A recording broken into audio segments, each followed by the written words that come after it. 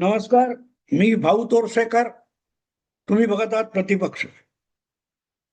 मित्रांनो, दिल्लीमध्ये गेले 2-3 दिवस जो धुमाकूळ चालू होता, अगदी पंतप्रधानांच्या निवासस्थानासमोर विरोधी पक्ष नेते असलेले राहुल गांधी अचानक येऊन धरणं धरून बसले आणि पोलीस त्यांना अडवायला गेले, उचलायला गेले, तर त्यांनी थेट जमिनीवर लोळण घेतली. मला तर राहुल गांधींचे रूप बघितल्यानंतर मनात शंका आली की हा खरोखरच इंदिराजींचा नातू आहे की इंदिराजींचे कट्टर प्रतिस्पर्धी जॉर्ज फर्नांडिस यांचा नातू आहे, अशी शंका आली. कारण जे काय व्हिज्युअल मी बघितलं, राहुल गांधींचं त्यांना 10-12 पोलीस उचलण्याचा प्रयत्न करतायत आणि जितका उचलण्याचा प्रयत्न करतायत तितके राहुल गांधी रेटून जमिनीला चिकटून राहण्याचा प्रयत्न करतात. आपल्याला उचलून पोलिसांनी त्यांच्या गाडीत टाकू नये म्हणून जितका प्रतिकार करता येईल तितका प्रतिकार राहुल गांधी आपल्या शरीरातला सगळी सगळी ताकद लावून अडवण्याचा प्रयत्न करतायत. पण ते जे चित्र होतं, ज्या प्रकारे राहुल गांधींची पॅन्ट आणि ते फाकलेले पाय दिसत होते, ते बघितल्यानंतर माझ्या जुन्या स्मृती चाळवल्या.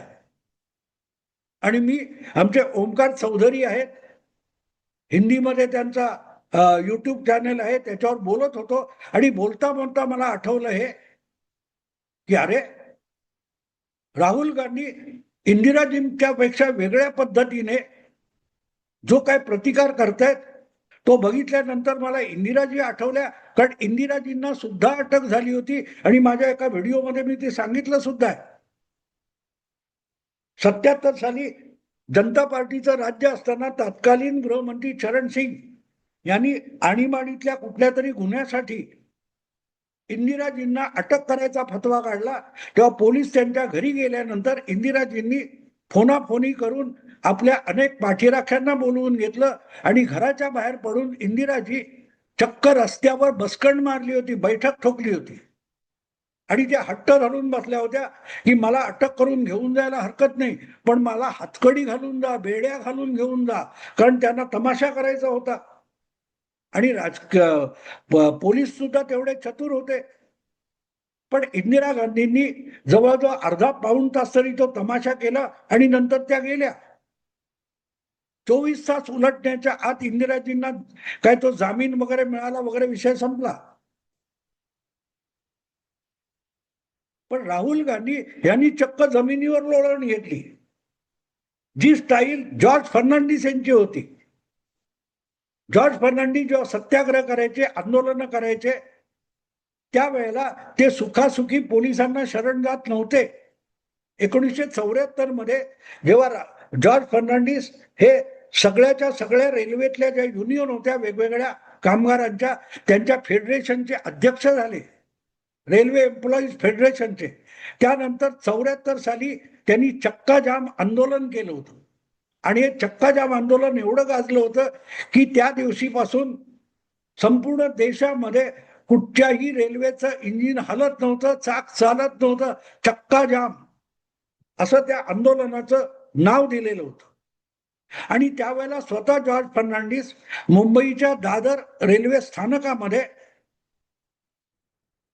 रेल्वे रुळावर आडवे पडले होते आणि त्यांना 10-12 पोलीस उठून उचलून अटक करण्याचा प्रयत्न करतात. असा फोटो आज सुद्धा तुम्हाला इंटरनेटवर मिळू शकतो. मी सांगितल्यानंतर ताबडतोबीने ओमकार चौधरींनी तो शोधला आणि त्या व्हिडिओमध्ये टाकलेला आहे. पण तो फोटो बघितला आणि बाजूला राहुल गांधींचा फोटो लावा, तुम्हाला दिसेल की दोघेही आयडेंटिकल आहेत. फोटो मधली स्टाईल, शैली, सगळंच्या सगळं तसं आहे. 2 पाय धरून फर्नांडिसला उचलतायत, इकडे राहुल गांधींना पाय धरून उचलतायत आणि राहुल गांधी रेजिस्ट करतायत. मला शंका आली, हे काय आहे? आणि असं तिकडे लाठीमार झाला, जंतर मंतरवर अजून चालू आहे. हे सगळं बघितल्यानंतर अनेक आमच्या चाहत्यांना किंवा प्रामुख्याने ज्यांना मोदी भक्त, अंधभक्त म्हणून हिणवलं जातं, असे जे भाजपचे पाठीराखे किंवा मोदींचे समर्थक आहेत, ते चिंतातूर झालेत. बातम्या काही येत आहेत देशामध्ये काय चाललंय, मोदी सरकार धोक्यात आहे का? अर्थात बातम्या तशा येत आहेत, पण बातम्यांवर आजकाल भाजपचे लोक सोडले तर सामान्य लोक विश्वास ठेवत नाही. भाजपच्या काही उतावळ्या मोदी समर्थकांना मोदी सरकार कधी पडतं याची चिंता रात्र रात्र सतावत असते. आणि त्यामुळे कुठेही खुट्ट वाजलं की जसे अनेक संपादक मोदी सरकार संपलं, मोदी युग संपलं म्हणून टाहो फोडायला लागतात. त्याच्यावर अशा मोदी भक्तांचा जाम विश्वास असतो. आणि त्यामुळे मंगळवारी आणि बुधवारी मला लागोपाठ फोन येत होते, काय चाललंय देशात, अराजक माजलंय. म्हटलं कुठलं अराजक घेऊन बसलंय? मी मुंबईत बसलोय आणि माझं कुटुंब दिल्लीत आहे, बायको पत्नी मुलं आणि नात, मुलगी आहे माझी. ते जो सुखरूप सगळं चाललंय, नातीची शाळा चालू आहे, मुलीचं ऑफिस चालू आहे, आणि ते सुद्धा नवी दिल्लीत, प्रॉपर नवी दिल्लीत, जिथे आंदोलनाचा भडका उघाडला. बातम्या बघितल्या तर नवी दिल्ली जागेवर आहे की नाही अशी कोणालाही शंका येईल. पण असो, अराजकाची हौस असलेल्या लोकांनी मला फोन करून भंडावून सोडलं की हे काय चाललंय, अराजक देशाच्या इतर ठिकाणी. अरे होऊ देत. आणि मग जेवढा हा विषय डोक्यात घोळत होता तेव्हा एका पत्रकार मित्राला मी सांगितलं, त्याचा फोन आल्यावर, बाबा रे, तुझा जन्म सुद्धा झाला नव्हता आणि मी पत्रकार सोड, मी साधा शाळकरी विद्यार्थी होतो तेव्हा एका महान अर्थशास्त्रज्ञाने भारताचं वर्णन अराजक म्हणूनच केलेलं होतं. पंडित नेहरू हे देशाचे पहिले पंतप्रधान होते आणि ते तिसरे पंतप्रधान, तिसऱ्यांदा निवडून येऊन पंतप्रधान झाले होते. अशा वेळेला भारतात अमेरिकेचे राजदूत होते, त्यांचं नाव होतं जॉन केनेथ गाल्ब्रेथ, आणि ते जगप्रसिद्ध अर्थशास्त्रज्ञ म्हणून ओळखले जायचे. त्या जॉन केनेथ गाल्ब्रेथ यांनी त्यावेळेला भारताचं जे वर्णन केलेलं होतं, किंवा त्यांच्या पुस्तकात पण त्याचा उल्लेख मिळतो, तुम्ही सर्च केलात गुगलवर आणि तर तुम्हाला ती सगळी डिटेल मिळू शकतात. गाल्ब्रेथ यांनी फार सुंदर वर्णन केलंय भारताचं. India is functioning anarchy. Bharat हे गुण्या गोविंदाने नांदणार एक अराजक आहे असं त्यांनी सांगितलं. त्याला सुद्धा आता जवळजवळ 60-70 वर्ष होऊन गेलीत. 60-70 वर्षापूर्वी एका अमेरिकन जाणत्या माणसाला, राजदूताला, अर्थशास्त्रज्ञाला भारत हे फंक्शनिंग अनार्की किंवा गुण्या गोविंदाने नांदणारा अराजक वाटलं. त्या अराजकाने भारत नामशेष झालेला नाही, कुठलं सरकार कोसळून पडलं नाही. उलट आज अमेरिकेलाही आव्हान देण्या इथपर्यंत भारताने विकासाची झेप घेतली आहे. तर अराजक कशाला म्हणतात? अराजक कशाला म्हणतात? अमेरिकेचा राजदूत आणि अर्थशास्त्रज्ञ असलेला बुद्धिजीवी जॉन केनेथ गाल्ब्रेथ हा अमेरिकेत वाढलेला होता, अमेरिकेत जगलेला होता, आणि अमेरिकन अमेरिकन जीवन पद्धती जी आहे त्या जीवन पद्धतीनुसार भारतातली तात्कालीन बेशिस्त, भारतातल्या तात्कालीन अडीअडचणी, असुविधा, जगण्यातल्या अनंत अडचणी हे बघितल्यानंतर गाल्ब्रेथला वाटलं होतं ही माणसं जगतात कशी किड्या मकोड्यासारखी. आणि म्हणून त्यांनी भारताला अराजक म्हटलं होतं. पण त्या शब्दामध्ये सुद्धा एक गंमत आहे. त्यांनी सांगितलं इट्स अ फंक्शनिंग अनार्की, की अराजक आहे, बेशिस्त आहे, संकट आहेत, समस्या आहेत, अडचणी आहेत, गरिबी आहे, भूकमारी आहे, पण तरी देखील हे लोक गुण्या गोविंदाने नांदतात.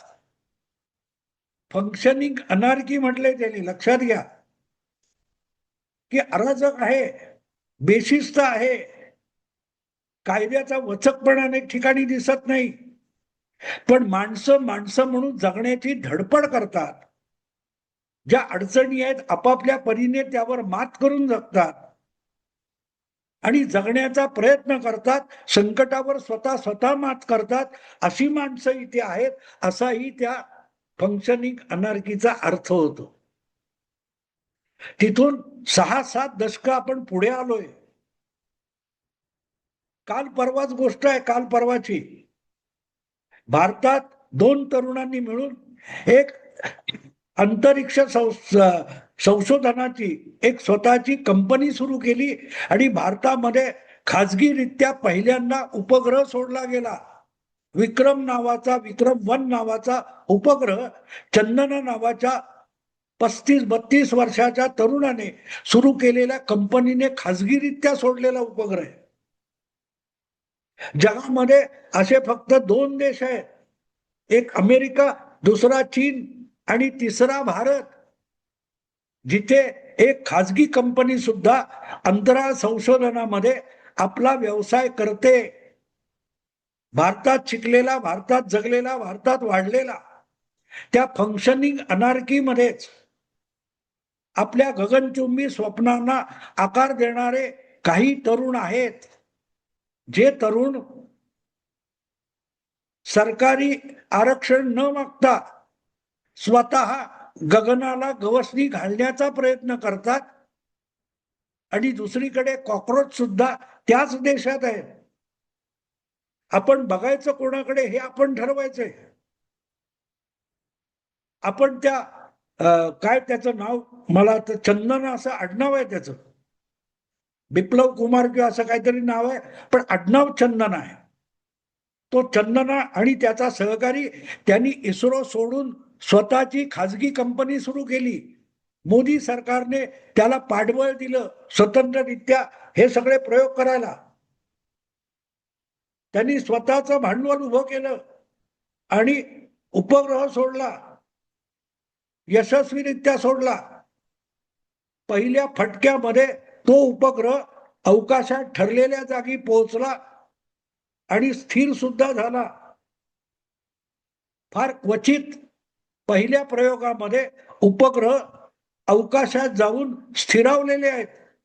2-3दा तरी अपयश येतं, पण या तरुणांनी पहिल्या फटक्यामध्ये, पहिल्या प्रयत्नामध्ये एवढं मोठं यश मिळवून दिलं, दाखवलं.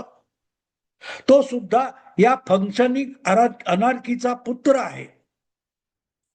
पण आपल्याला कौतुक कॉकरोचचं आहे.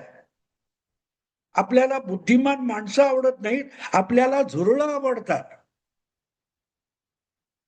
चांगल्या गोष्टीचं, चांगल्या अन्नाची नासाडी करून टाकणारा कीटक म्हणजे झुरळ. आणि त्याचं कौतुक या सगळ्या प्रकारात इतकं चालू आहे गेले 2 आठवडे, की बिचाऱ्या त्या चंदनाने एवढा जागतिक विक्रम केला. त्यासाठी जगातून त्याचं मोठमोठे शास्त्रज्ञ, राष्ट्रप्रमुख कौतुक करतायत. इलॉन मस्क सारखा माणूस, ज्याची खाजगी कंपनी अंतरिक्ष क्षेत्रामध्ये आहे, उपग्रह उडवते, त्या इलॉन मस्कने त्याचं कौतुक केलं आणि आपल्याला झुरळांचं कौतुक आहे. मित्रांनो, कर्मकरंटेपणा म्हणजे काय ते आपण या फंक्शनिंग अनार्कीमध्ये बघतोय. मला गंमत एवढ्यासाठी वाटली की या सगळ्या धुमाचक्रीमध्ये सरकार पडेल का, सरकार चालेल का, अराजक कुठपर्यंत पसरणार आहे, हिंसाचार सगळीकडे पसरणार का, हे फोन मला 50 आले. पण एकानेही तो खाजगीरित्या उपग्रह सोडला गेला. अतिशय स्वस्त किमतीत त्याने ते काम करून दाखवलं. त्या तरुणाचं कौतुक करणारा एकही फोन आला नाही किंवा त्याविषयी काही प्रश्न विचारणारा फोन आला नाही. याला कर्मदरिद्रीपणा नाही तर मी काय म्हणायचं सांगा मिस्टर. जेनजी तरुणाई हे शब्द ऐकतो ज्या मीडियामधून, त्या सगळ्यांना झुरळं आवडतायत. किती लोकांना त्या चंदनाचं कौतुक आहे की ज्याने गगनाला गवसणी घातली. याच गरीब देशामध्ये, याच अनार्कीमध्ये लहानाचा मोठा झालेला तरुण एवढी अवकाशाला गवसणी घालतो, आपल्याला त्याचं कौतुक नाही. आपल्याला जमिनीत लपून, फटीमध्ये लपून नासाडी करणारा कॉकरोच आवडतो. कॉकरोचचं कौतुक आहे. कॉक्रोचचं काय होणार? आपला झेनझी कॉक्रोच झालेला आहे. आणि खरा झेनझी जो आहे या फंक्शनिंग अनार्कीतला, तो गगनाला गवसणी घालतोय. कुठेतरी मी कोणाचं वाचलं होतं आठवत नाही, इंग्रजीमध्ये किंवा असं काहीतरी कोट वाचलेला आहे, वचन वाचलेलं आहे की आपण सगळे गंदी नालीचे किडेच असतो, पण आपल्यातले काही लोक वरती आकाशाकडे चमचमणाऱ्या ताऱ्यांकडेही बघत असतात. हा चंदना हा तसा त्या गंदी नालीमध्ये राहून अवकाशातल्या चमचमणाऱ्या ताऱ्यांकडे बघत असतो आणि आपण स्वतःला बुद्धिमान मानवणारे या जोरांची जी घाण चाललेली आहे त्याच्या कौतुकात गर्क असतो. आपल्याला कोण वाचवणार मित्र? कोण वाचवणार? तेही त्याच अनार्कीमधले आहेत ज्यांनी अवकाशात ग्रह सोडला, उपग्रह सोडला, आणि तेही जे त्या गाड्या उलट्या पालट्या पाडतायत, पोलिसांवर दगडफेक करतायत, पोलिसांकडून लाठीमार सहन करतायत, तेही या अनार्की आणि अराजकामध्ये निपजलेले. जन्म देणारी आई जननी एकच आहे, तीच मातृभूमी आहे, तीच भारत माता आहे. पण कोणी कुठे जायचं हे प्रत्येकाने ठरवायचं. तुम्हाला अराजकात झुरळाचं कौतुक असेल, करत बसा, तुमचं नशीब आणि तुम्ही. मला कौतुक त्या चंदनाचं आहे ज्याने इस्रो सारखी चांगली नोकरी सोडून, सन्मानाची नोकरी सोडून स्वतःची कंपनी काढली, स्वतःच्या पायावर उभा राहिला आणि आज शेकडो नव्या तरुणांसाठी, नव्या संशोधकांसाठी त्याने संधी निर्माण केल्या. तो आरक्षण मागत बसलेला नाही. मला विंदा करंदीकरांची कविता आठवते. मला कळतं की त्या चंदनाला मराठी येत नसलं तरी त्याला विंदा करंदीकरांच्या कवितेचा अर्थ आणि आशय कळलेला आहे. विंदा करंदीकर त्या कवितेमध्ये म्हणतात, देणाऱ्याने देत जावे, घेणाऱ्याने घेत जावे, देणाऱ्याने देत जावे, घेणाऱ्याने घेत जावे, घेता घेता एक दिवस देणाऱ्याचे हात घ्यावे. देणाऱ्याचे हात म्हणजे काय असतं? दान करण्याची, दुसऱ्याला मदत करण्याची क्षमता म्हणजे देणाऱ्याचे हात असतात. सतत मागणारे हात भिकाऱ्याचे असतात. एखादा गरजू गरीब असेल त्यांनी हात पसरायला हरकत नाही, पण ज्याचं शरीर धडधाकट आहे, ज्याच्याकडे क्षमता आहे, ज्याच्याकडे कर्तृत्व आहे, त्याने हात पसरून मागत राहू नये. कधीतरी देण्याची सुरुवात करावी. आणि अवकाशात उपग्रह सोडणारी ही तरुण मुलं आहेत आणि त्यांनी ज्या प्रकारे आपली कंपनी उभी करून 100, 150, 200 तरुणांसाठी स्वतः नवा रोजगार निर्माण केला, त्यांना देणाऱ्याचे हात म्हणजे काय ते कळलेलं आहे. त्यांना मराठी येत नसेल, त्यांना करंदीकर माहिती पण नसतील, पण त्यांना तो आशय कुठून तरी समजलेला आहे. आणि आपण झुरळांचं कौतुक करत बसलोय.